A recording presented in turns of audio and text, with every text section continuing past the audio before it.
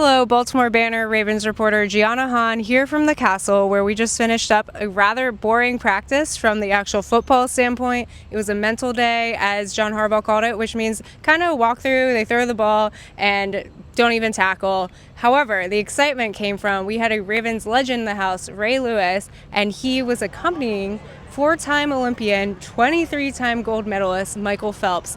I don't know if you guys saw Marlon Humphrey, but he put out a plea for Michael Phelps to come teach some of these Ravens who don't know how to swim, and he said there's 1 in 3 of them. I don't know if that number is correct, but they just got a new pool in the facility, so they needed to learn to swim, and Michael Phelps responded pretty quickly. So they set up some swim lessons that I think will happen later today, and he also was out and broke down the huddle. Zach Orr said he gave them some wisdom about working hard every day, and so they ended up practice early. That's why it was at 10 a.m.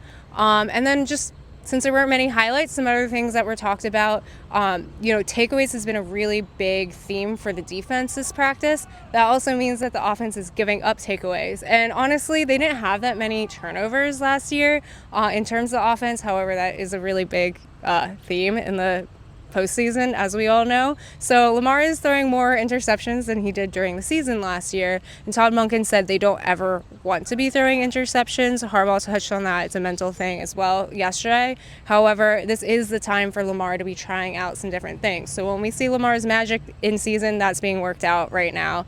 And finally, Todd Monkin came to a very strong defense of Daniel Falele.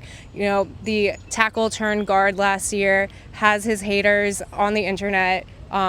You might be one of them. And Todd Monkin called you guys out. He said, people were going off about one play.